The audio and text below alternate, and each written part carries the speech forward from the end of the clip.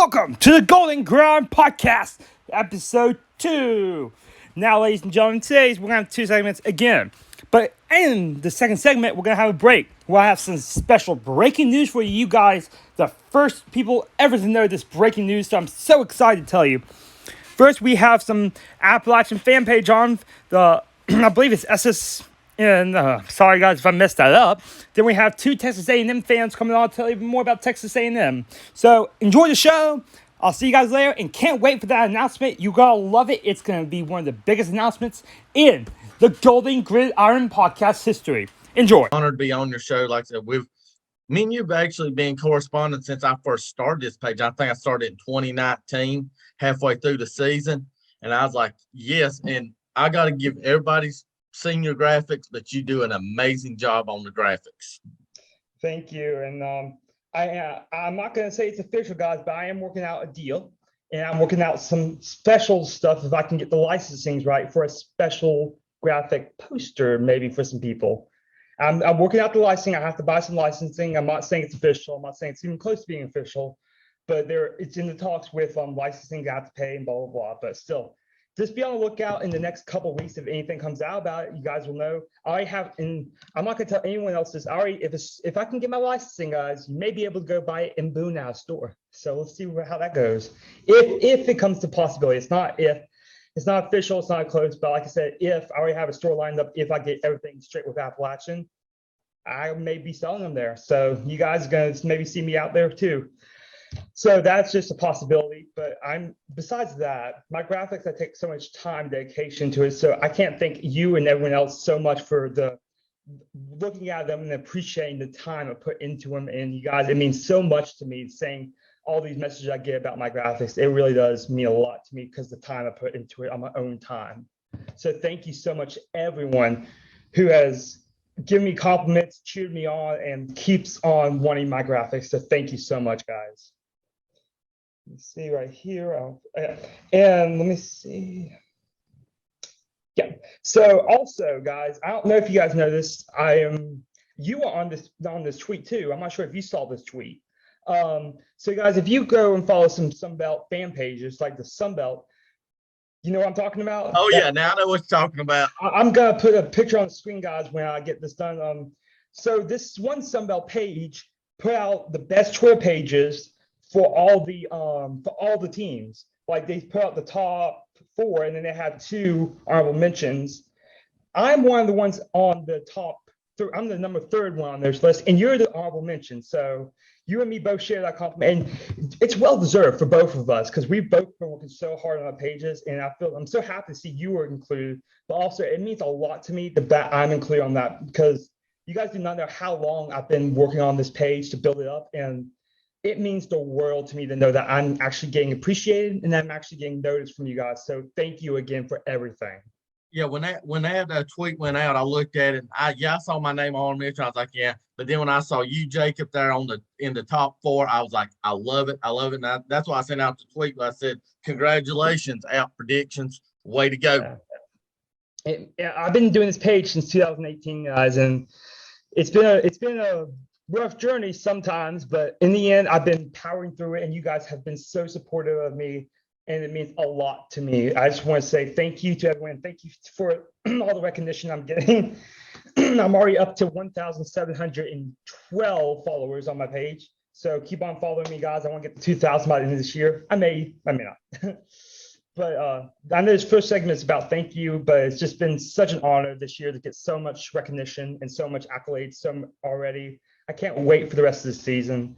And later in this episode, you'll get to meet 2 of the nicest Texas A&M fan pages that I'll be interviewing soon. So I'm so excited to see that. But first, let's get into App State with us before we get into anything else, really. So me and you were talking about this last night before we came on, like at midnight. I don't know. But you and me have, if you guys watched my last episode, you guys would notice my predictions for the standings. You and me share very, very similar predictions wise, and that's very interesting. I first want to start off, let me go over here let me see right here, Georgia State right quick, because you and me both said the same thing about Georgia State. they're going to be a team that people may think are underdogs in the Sun Belt this year, but I feel like they have the second best team in the Sun Belt this year. And I really want to see what you think about that, because you and me were talking about this also. Right. Yeah. Last time we was talking after we got through talking, I did a little more research. You brought it up yourself about Coastal. Yeah, they still got Grayson McCall, but they lost a lot of their other players. Georgia Southern looked at their roster. They did not have much turnover from last season to this season. So I got a feeling they're, like you said, going to be the number 2 team. You said Georgia State, you mean Georgia State? Yeah, I'm sorry to insult Sean Elliott. I am sorry to insult Sean Elliott on right. that. While we talk about that too, Georgia Southern's not going to be that good this year, in my opinion. They lost a lot of players because of the coaching, and then they brought in a lot of younger guys. So they're the bottom of my list too. Yes. But that's Georgia State. Yeah. But Sean Elliott, that team, he's got that team working, and I believe they changed offensive coordinators or some position coaches this season, if I'm not. Let me see here. They probably have. Yeah, I think they have. Yeah, I think it looks like they have. But I think they have the quarterback who was a couple years ago still on there as the quarterback coach, he was really good when he played. He's the one that played with the torn, like the Achilles or something. Yes. He's still there, and let me tell you guys, that's some kid right there to be able to do that. That is some guts right there. It's like Cody Rhodes in the WWE with his fight in the Hell in a Cell. If you guys follow WWE, with that torn pec, still fighting. Yeah, that's just like what he played through, and it's awesome. It's awesome to see a kid push through that. I was worried about safety, but still. And anyway, but Georgia State has what it takes. I mean, you look at, they almost beat Auburn last year. Auburn. And this year they have a tough schedule, tough schedule. But if they can win 2 out of these 4 non-conference games, I feel like they have a shot to beat anyone. That includes good games against at South Carolina to start off the season. Then they play North Carolina. Then they play Charlotte. Then they play Coastal, then Army, then Georgia Southern, then us. Now that stretch is going to be the hardest stretch for them. But if they can win like all those and beat Coastal and go 1-0 in the Sun Belt, and right before they play Georgia Southern and us, they can get all the momentum in the world to get going right there. Oh yeah, my only thing for them is that unfortunately they got to play Carolina after we play them. And you know why I'm hoping the Appalachian Carolina games, we get to break in a new quarterback for Carolina like we did Sam Howell. Yeah, and I'm just so happy because like Wake fans were just saying, like, they said it was a tweet. I don't know if you saw my tweet. They were saying the nicest fans in North Carolina was Wake Forest. I'm like, hell no, they're the scariest fans in North Carolina. Exactly. And then one of their fans called me out and said, well, we gave you guys a lot coming to Boone, so you better be grateful that we actually came to Boone. I'm like, we're grateful you came to Boone, but we're not grateful you're too scared to play us again. Yeah, I saw that tweet, and there's one thing I did have a problem with what he said. Yeah, we came to Boone. It was probably the biggest you had. No, we had Miami in Boone, so don't even go there. Miami's a lot better than, the Wake Forest. And then another guy said, well, Wake Forest this is the first time they're good in years. I'm like, yeah, the first time they're good in years because they're playing weak opponents. Right. I'm not against Wake Forest. It's just they're so cocky and they just think that they're just scared to play us like NC State and Duke are. So right. And they don't want to admit it, but it's true. It's true. But Georgia State, I like I said, you have North and South Carolina. And think about this. Who's the last team in the Sun Belt to beat North and South Carolina in the same season? Us. Appalachian. Who is the team that beat pretty much Coastal and Charlotte in the same year around the same time next few years? Their schedule is almost identical to what our schedule's been the last few years, like multiple opponents. They're playing these opponents that Charlotte's improved every year. Charlotte is going to be an improved team. Every year they've been improved. They're coming up fast. Then you have Army, which has Jeff Munkin from Georgia Southern, the old head coach. That's really a big game for them. And I know Sean Elliott loves playing them. I wish App would get a game against Army or Navy. That's just my thing. I would love to see that someday. We still have a bunch of games to be scheduled, so that's still hope.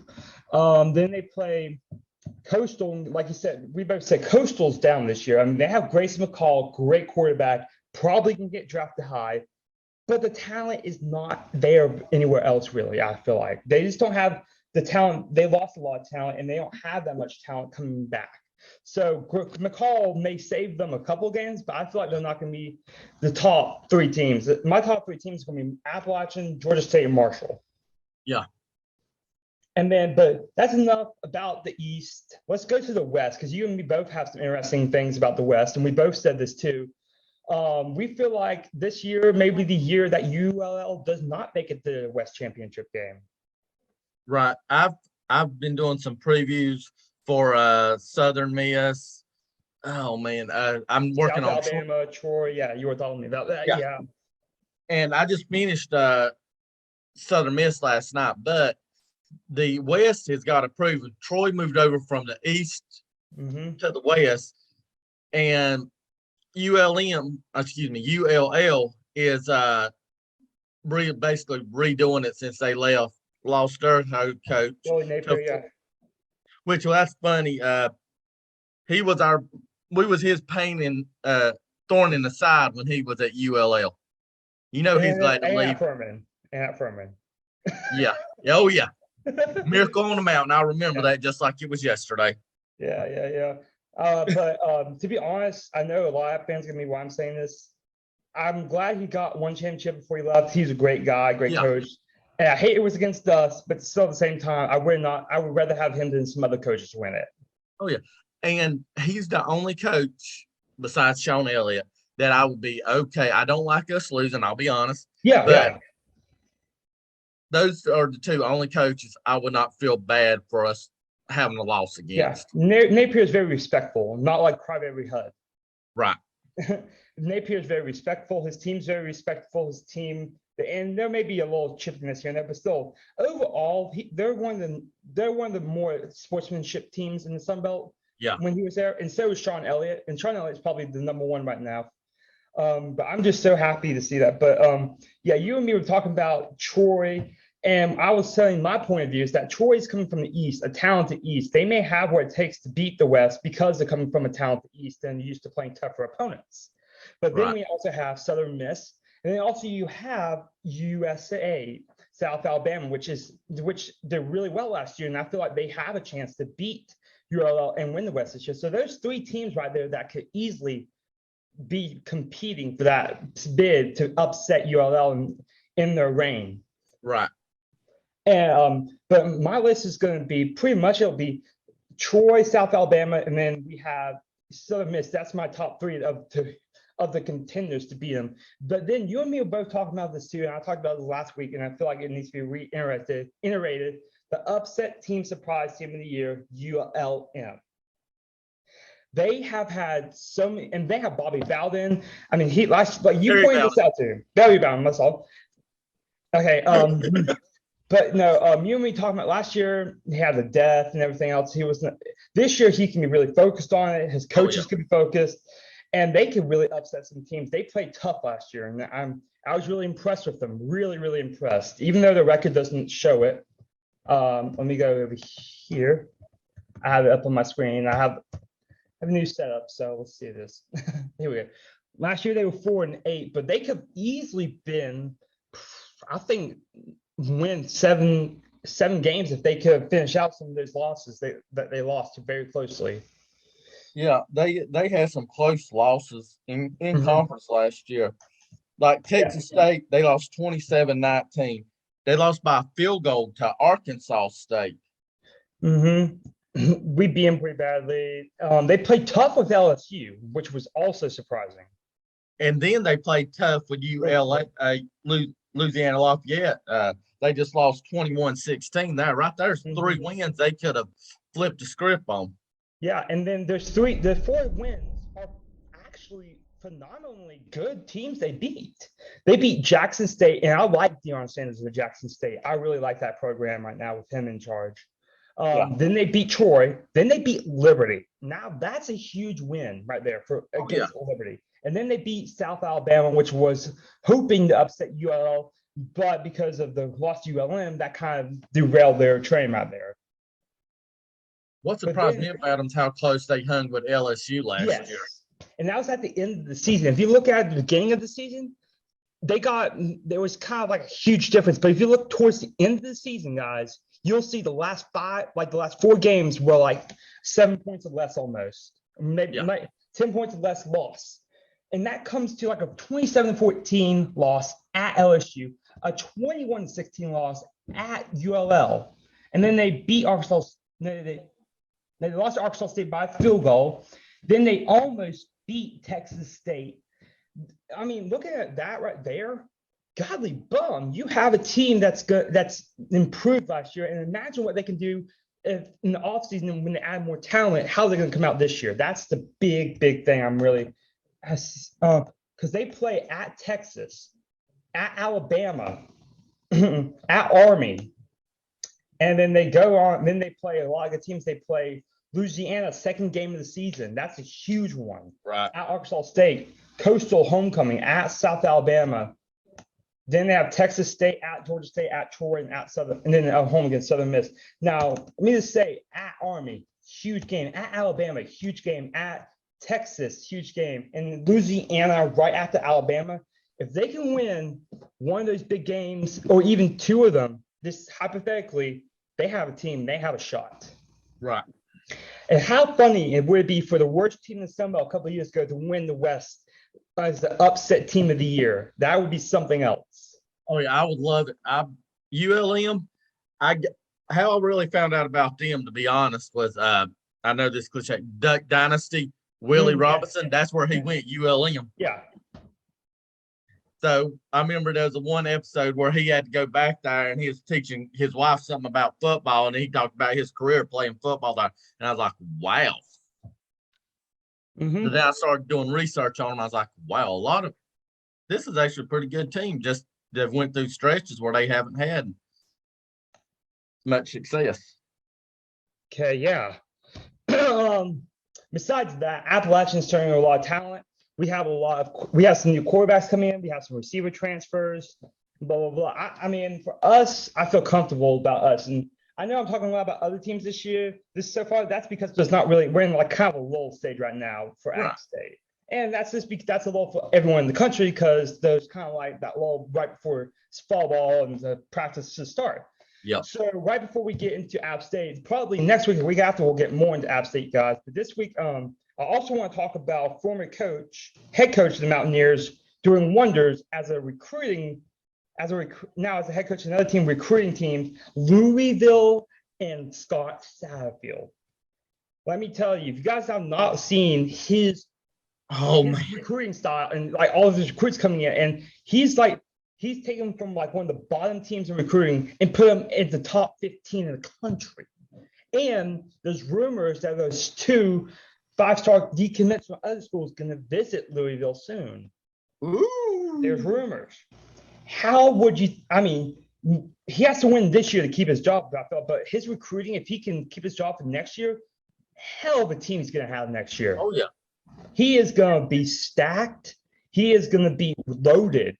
And, I mean, if you look at him, he's actually like almost the top ACC recruiting. I mean, if he can recruit and win, ACC championships on the mind. Yeah. I mean, he's turned around this Louisville team, and he may not have as many wins as they like him to have, but still recruiting-wise, he's turned it around big time. Oh, yeah. And to be honest, he's the most consistent coach they've had up there in a while. I won't name the other coach who made a mess of the program after he had the issues.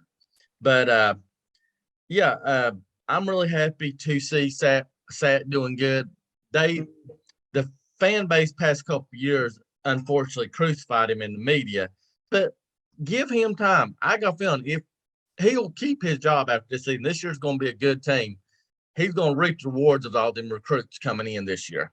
Oh, yeah, he will be. And I mean, I really want to see him win a championship, ACC championship. He deserves.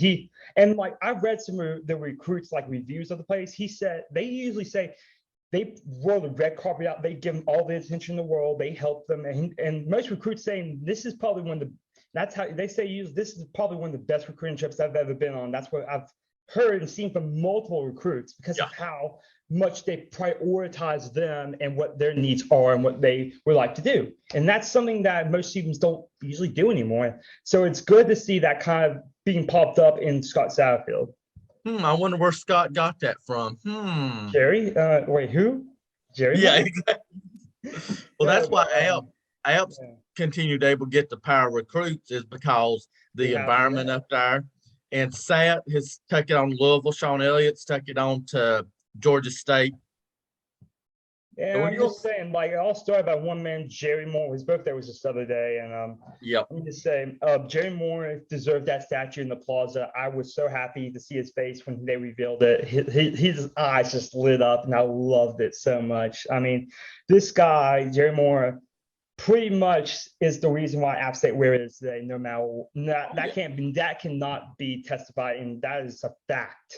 He has brought up so many coaches to be good coaches and good people, and and the tree is continuing thanks to him, like Taylor Lamb. Now you can look at him. Tony Washington at West Virginia. You see all these kids that may have Scott Satterfield as head coach, but it all traces back to the values that Jerry Moore has been placed. And we can't forget yesterday was Jerry Moore's birthday. We got to give a shout out to Coach Moore on that for yesterday. And he's still very active. And like, I didn't know this, but he still goes and meets with the coaches all the time. He brings donuts in. I've seen pictures of that. He is still very active in the app. And I'm so glad that when and I want to talk about probably one of my favorite, no, what am I thinking? Sean Clark, quick. When they did his introduction interview as the head coach, I was sold. His emotion, his love, his passion for Appalachian State sold me right there. When you start crying on stage for an introduction, that shows how much passion you have. He's a coach that was well-deserved this, and he has taken App State to new heights too. And I'm so happy to see him be where he is, because like last year when we beat Coastal and beat Marshall, his reactions on the field, just jumping up and down, hands in the air. I mean, he loves his team, and I love his passion. And I also love when he said, like, as long as I'm here, Jerry Moore, and like all that stuff. Because I think Drinkwitz and there was some rumors about some coaches, I'll just name one, may have pushed him out a little bit, but when we have a coach out once, then I just can't say how much I love that interview. I watch it over and over again. I'm like, this coach is the one that I love because he has so much passion, so much want to be here.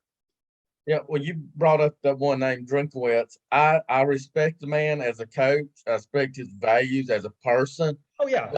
But for him, what he did to hop on that plane right after the championship game, and I have a friend that was a third shift auditor at that where he met in Wilkesboro, in Missouri. Mm-hmm. And they texted me as soon as it happened. I was like, yep, he's gone. And I was like, no. But to me, he used App as a stepping stone. Good luck to him, but man, I don't keep up. He's a good coach. I just don't think it was a good hire. Right.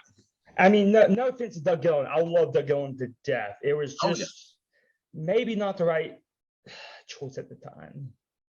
He used App as a stepping stone. I mean, but look at this now. If he hadn't been there, we wouldn't have probably Sean Clark there, because Sean Clark probably, because that 1 year could have helped Sean Clark become better too and more experienced.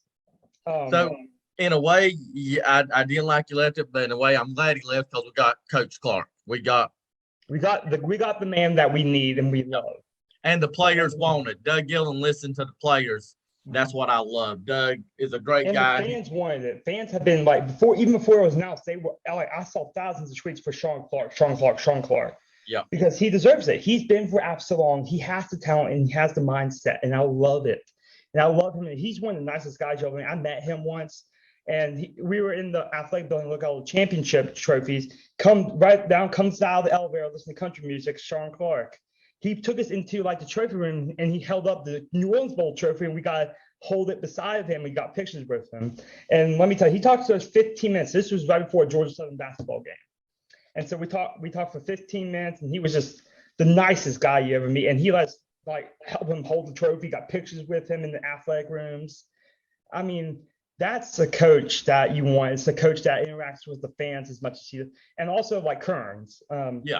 I just want to switch over right quick. But I just want to say Doug Gillen is a great AD, one of the best, I think, in the country. Agree.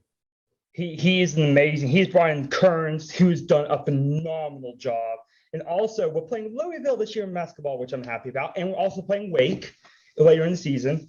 I'm But going to be at that Wake game. One of my friends got sick and season tickets to Wake, yeah, and I said, "You ain't taking nobody to that app game. Me and you're going." yeah, I'm telling you, I mean, it's awesome to see how much Doug Gillens done, but also Kearns. And Kearns is the fan base is the students love him. I love how he interacts with the students after the games. Kearns is just a great coach, a great family guy. And that is the same thing with Sean Clark. Yeah. That's a theme you'll see throughout App State coaches is that they are family, and App State is a big family, and they're family people, and they raise their kids and they raise these players as their kids in a great way. In a lot of places that you hear them say like nation, like we say App Nation a lot. Mhm. It's the true meaning of family with Appalachian. It ain't just a phrase like these other schools uses. Mhm. We actually mean it as family. App Nation is one big family. Yes. And I feel like that's a great place to stop right now, guys. This has been awesome.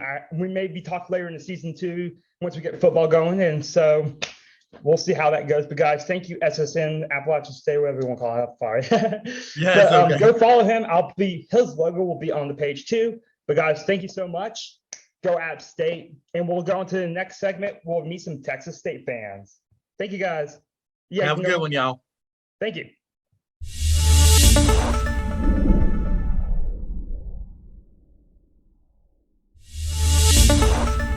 Hello, guys. Welcome back to the Golden Ground podcast. I am Jacob Elliott, your podcaster you know and love. And today I have this is the first episode we're doing this with because of just the timing wise, and plus I got really two great people on here from Texas A&M. We're going to be previewing the Texas A&M game, giving you guys kind of an inside look also about the A&M.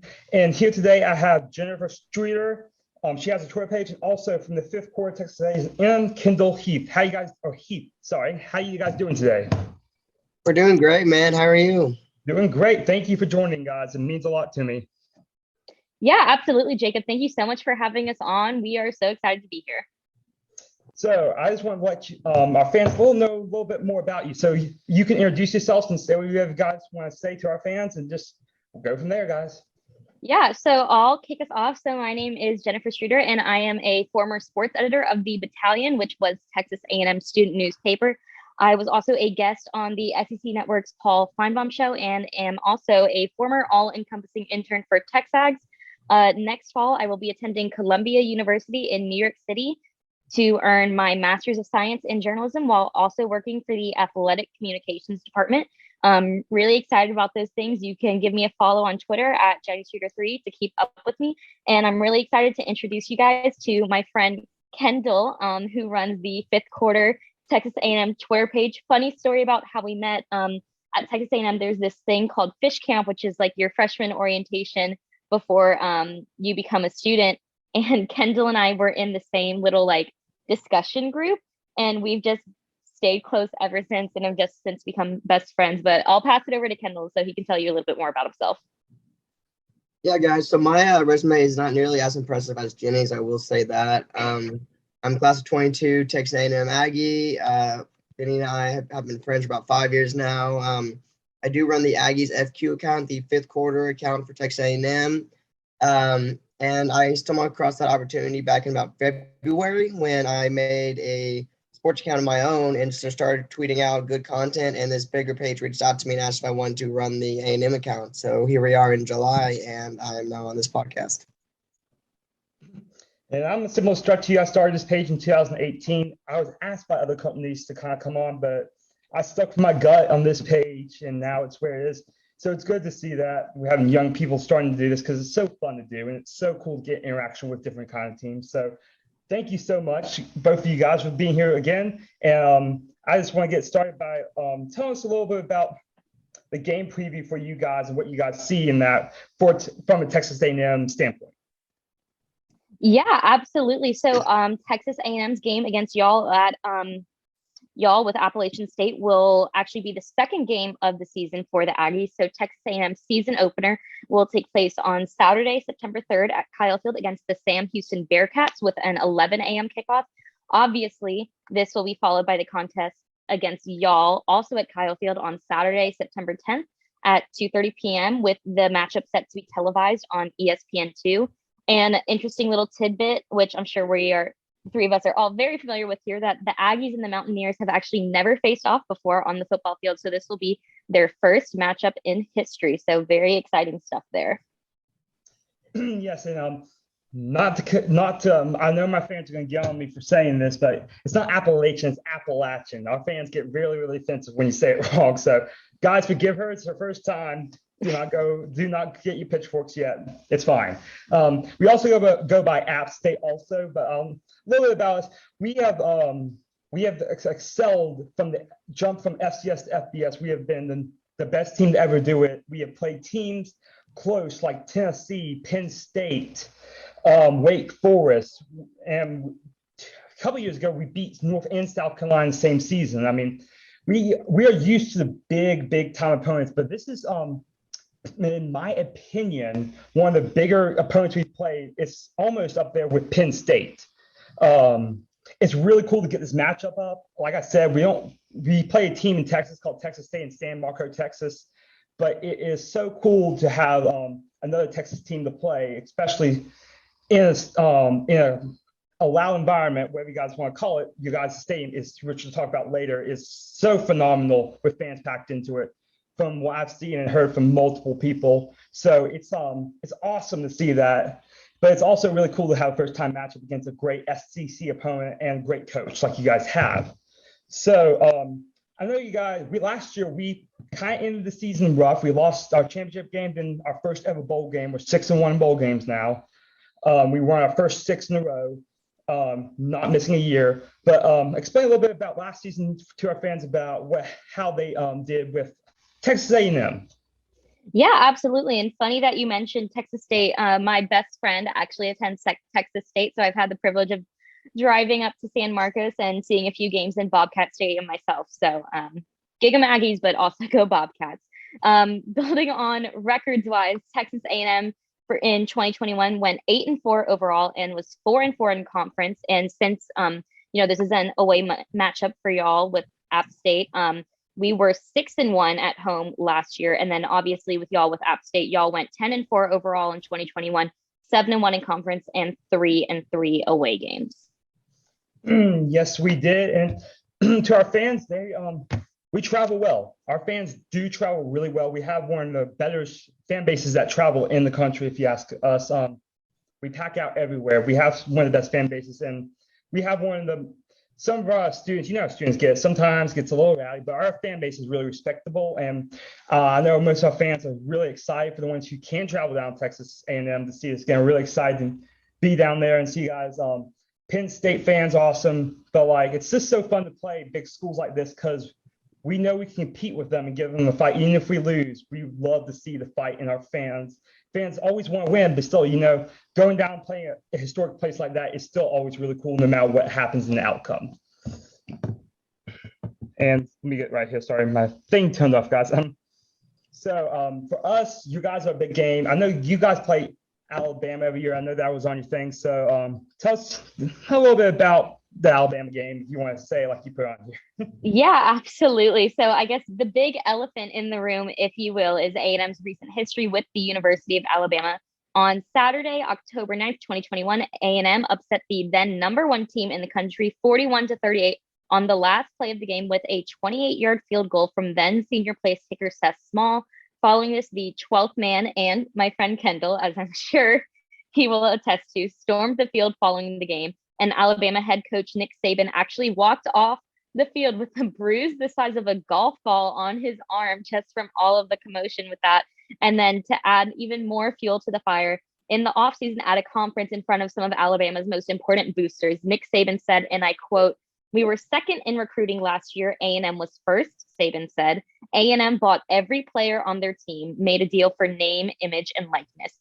Coach Fisher fired back by holding a press conference of his own the following morning, calling Nick Saban a narcissist and rightfully denying all allegations. Since then, they were both officially ruled to have violated SEC bylaws. So, that's definitely a big game coming up for us this season in 2022. But, obviously, we have some games to get through first, especially with y'all at App State. Yeah. And for us, our big games last year were we beat Coastal Carolina at home, we stormed the field. We beat Marshall at home, we stormed the field.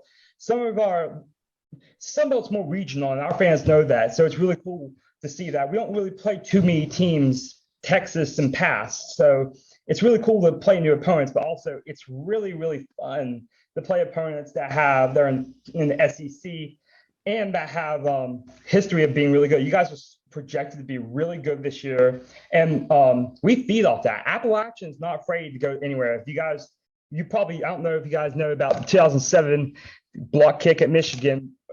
Our players, no matter where we are or if they're new, wherever, we're not afraid to go anywhere. We know how to play in large environments. We played in Bank of America last year. We played at Miami last year. We have played in some of the best environments in P5 also, like Penn State, and we're not phased. So it's really going to be, I feel like you guys it's going to be a closer game most people expect, because we're not afraid to go into environments that are hostile and turning out good. And I know we're double-digit underdogs, I believe, right now, but it's going to be a closer game than most people think, because I know a lot of Texas A&M fans don't know about us, and we don't know about them. So it's going to be interesting to see how it comes out. But it's like I said, it's really cool to play teams like you guys that are powerful, and that really helps us as a program also. So it's really cool to see the benefits that come there. Yeah, absolutely. I completely agree with that, Jacob. And just to piggyback off of that, I keep saying at App State, obviously I know y'all are coming to us over in College Station at Kyle Fit. I just kind of saying that as like a figure of speech, if you will. But if you're ready to get into it, I'd love to talk to you a little bit about what's going on in our quarterback room, if you're ready for it. Yeah, we have before you guys know we have some Texas State transfer coming in, and we have Chase Bryson. He's been on like 3 watches already, guys. So it's gonna be interesting to see how the Aggies defense does. But let's go with the offense, like you said first. Tell us about the quarterbacks a little bit more.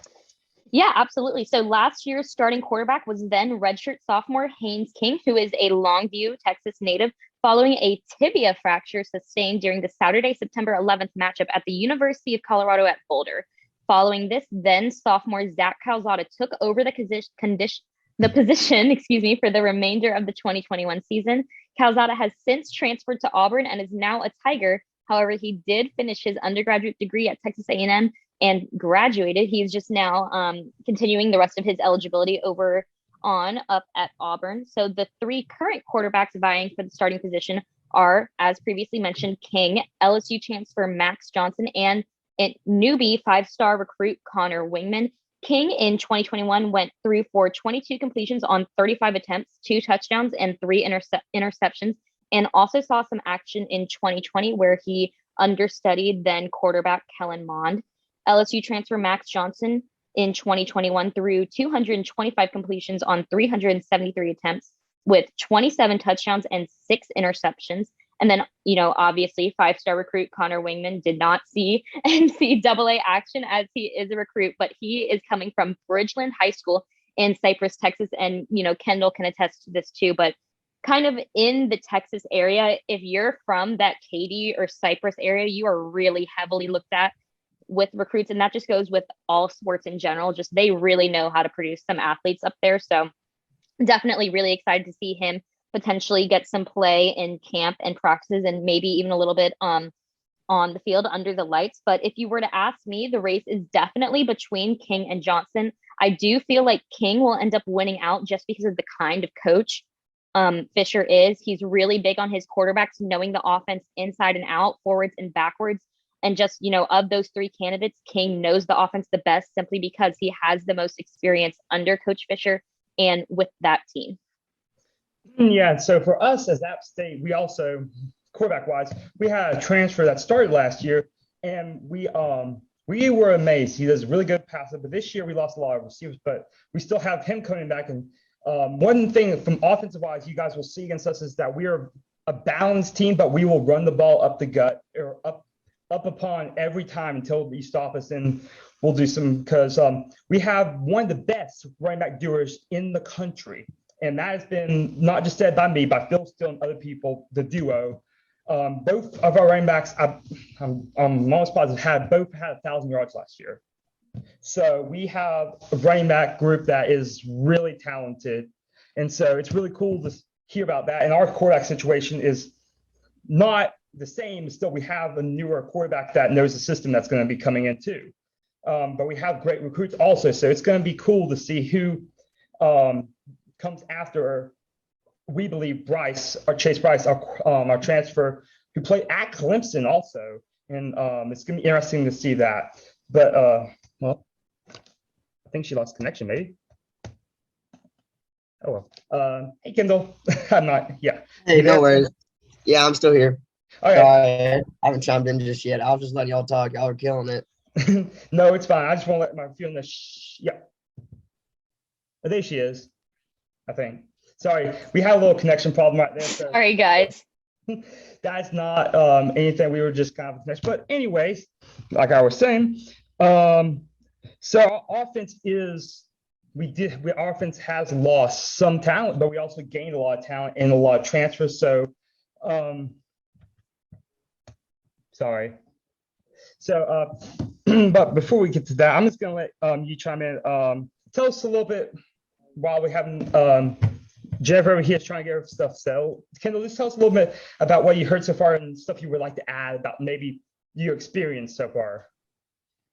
I would say that for starters, App State coming out of College Station. I know it's hot over where you all are at, but it's gonna be September 10th, and we have a blazing summer coming right now. So I think the heat might end up being a bit of a factor come that game. But Joe Burrow back in 2020, I believe it was quoted in saying it gets way louder in the SEC than in any of these NFL stadiums, which is really crazy to believe. And Kyle Field is the largest capacity stadium in the SEC, and it even held a record attendance of 110,633 people back in 2014, which is a lot of people screaming at a very small field when you think of it. So I'd be really curious to see how App State did under that pressure, but I know you already came out and said that you're not too worried about the stadium because y'all played in Penn State Stadium and down in Miami. So I don't really know, but I am going to have to second with Jenny on saying that I think Haynes King is going to end up coming out the starting QB. However, I would put Max Johnson as a possibility as well, but not as likely. Yes, and that's one thing also that we. Yeah, absolutely. And then. Oh yeah, sorry.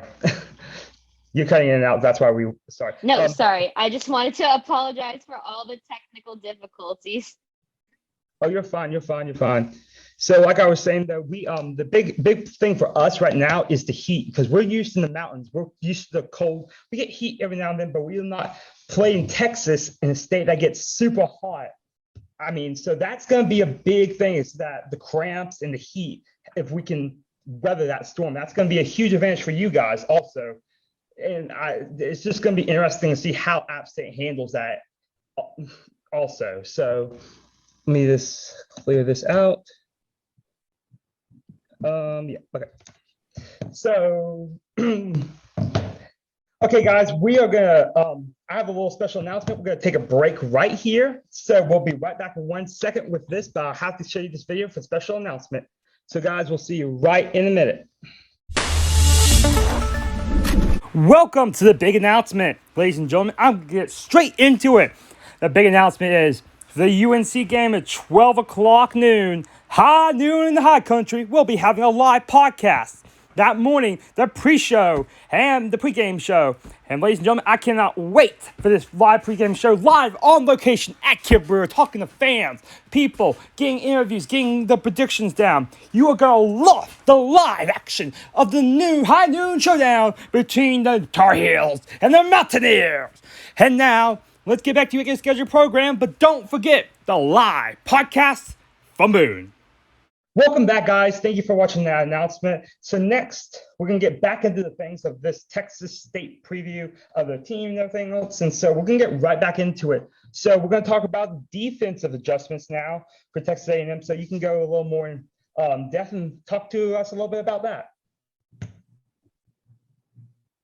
Yeah, absolutely. For the leading tacklers in 2021 for the maroon and white, in the leading tackler position, we had Aaron Hansford, followed by then sophomore Antonio Johnson, who actually had the most solo tackles. Piggyback off of that, number 3, we had then sophomore Damani Richardson, and then freshman Adgarian Cooper, followed by DeMarvin Leal, then Leon O'Neal, and then Andre White Jr. And then at the 8th position is Jaden Peavy, who I actually attended high school with. He is a Bel Air High School alum. But what's interesting about those leading tacklers is that of those 8 players, 4 are actually not returning due to going to the NFL. So of those 8 that we have returning is Antonio Johnson, Damani Richardson, Edgarian Cooper, and Andre White Jr. So the key defensive player to watch for the Aggies going into 2022 will definitely be defensive back Antonio Johnson. Just as a sophomore, it's really incredibly impressive that he was able to log those 79 total tackles and those 53 solo tackles. And just, as previously mentioned, just as a sophomore, being able to be the leading solo tackler on the team is just, again, incredibly impressive. And as a result, Aggies everywhere have actually dubbed him a quarterback's worst nightmare, which I just personally think is a fun little tidbit about him. But adjustment wise, for the Aggies, former defensive coordinator Mike Elko has since become the head coach for Duke University. So, Aggies everywhere are really proud of him to see him take that next step in his coaching career. But obviously, Coach Fisher had to hire a replacement. So taking his place, Coach Fisher has since hired DJ Durkin to take over that defensive coordinator role. Durkin previously served as the co-defensive coordinator at Ole Miss under head coach Lane Kiffin. Yeah, yeah, it's gonna be really interesting to see that. We have one of the best lines coming in that I think Apps ever had. So, and these most of the guys are young offensive linemen, but they're ranked really high in the recruiting. So it's gonna be interesting to see how your defense plays up with our O-line and how your corners play up with our wide receivers. So it's gonna be an interesting matchup, I think, listening to this, and I'm really intrigued by it. But going from the defensive side, just tell us a little bit more about the offensive side. I know we talked about the quarterbacks, but just go a little bit more in depth about some other stuff. Yeah, absolutely. So plenty of adjustments for the Aggies to make offensively as well. They are coming off of the loss of former star running back Isaiah Spiller, who was drafted in the 4th round as the 123rd pick to go to the Los Angeles Chargers. In total career-wise at A&M, he had a 2,993 rushing yards and 25 rushing touchdowns. He is going to likely be replaced by Devon Achane, who will then take over that position in leading the running back room. He had 9 rushing touchdowns accompanied by 910 yards in 2021. So again, just really impressive for someone to have that high of stats, who is really kind of under Spiller's wing and, just in press conferences and in conversation with Spiller. Spiller has really told me how Achane is really just like a hard worker, just even when, for example, like in the Orange Bowl, just before Achane had to go in because Spiller was hurt, Isaiah was really just talking about how whenever he would get a touchdown, just Achane would be the first one over to him on the sidelines, kind of just really taking note of what he did. So not only is Devon Achane just a really serious worker on the field, but he's really a good student, if you will, football-wise off the field as well. Another offensive adjustment for the Aggies is the loss of Jalen Weidermeyer. So Weidermeyer was a starting tight end who led the Aggies in receiving yards during 2021. Following a very lackluster pro day, he went to the Buffalo Bills as an undrafted free agent. Baylor Cupp will likely take back the number 1 tight end spot, and he is going to be an incoming junior who is just a really huge athlete. He's really got that tight end size to make him be a future NFL candidate, but he weighs in at 240 pounds and is 6'7". And then lastly, just transitioning into the wide receiver room, A&M's 5-star wide receiver curse, for those of y'all who know what I'm talking about, does in fact live on, with Damon Demas entering the transfer portal following aggressive domestic allegations against A&M softball player Star Ferguson. And just, when that kind of whole thing went public, he decided to just move on from the College Station community. The position group still has plenty of talent left with Jalen Preston, Chase Lane, and Yvonne Stewart. Of those three, in my eyes, incoming junior Chase Lane will be the one to watch. He is coming off of a leg injury, missing the latter half of the 2021 season, but Lane is actually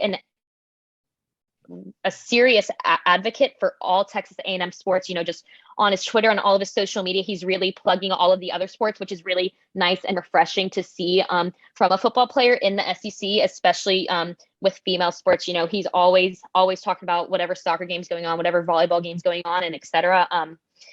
He has logged 409 receiving yards and 2 touchdowns in 2020, which was, again, just his more impressive season of the 2 he has seen action in, just because, again, in 2021, he was coming off of that injury, but I definitely don't think he is to be counted out. Just in press conferences, Coach Fisher is always talking very, very highly of Chase Lane, so I definitely think he's going to make a great return.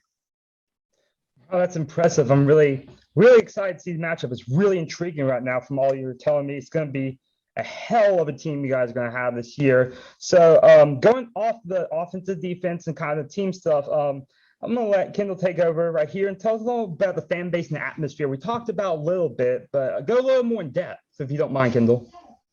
Yeah, so obviously this is going to be an away game for the Mountaineers. Coming out of the Sun Belt and coming to Texas, I believe you mentioned earlier that there's one Sun Belt team, which is Texas State. But we only play Texas State every so often when we schedule them for like a home and home or whatever. Or they came to Kyle Field in 2020, I believe. But the environment is going to be really, really hostile inside the stadium. But if you know anything about Big Game Boomer, the Oklahoma account that has a podcast and big Twitter and Instagram following, he recently came out with a poll that said A&M was the nicest fan base in the state of Texas, which most of the times his polls, if you follow his account, they're not very accurate and they're kind of just hocus pocus little things that are fun to look at every now and then. But this one was true. The people in Kyle Field and College Station are always really, really nice. You might find an occasional drunk frat boy that might start something, but as long as you avoid the frat tailgates, you should be doing just fine. Inside the stadium, it is an experience all around. Most of the fans don't even get up and leave the stadium for halftime because the famous Fine Texas Aggie band comes on the field, which is a great way to sit down and enjoy like a good 15-20 minutes between the halves. They will be serving beer. A&M is an alcohol stadium now as of like 2018 or something like that, but you better bring your whole bank account because the beers are expensive.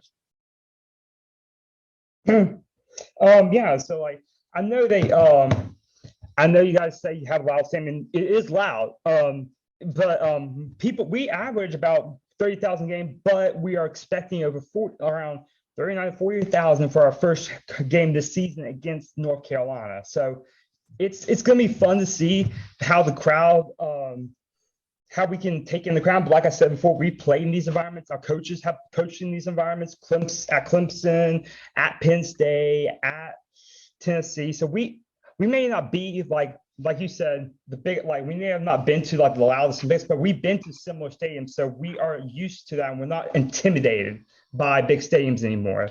But the biggest thing for me, and you point on this, is the heat. We're not used to this kind of heat.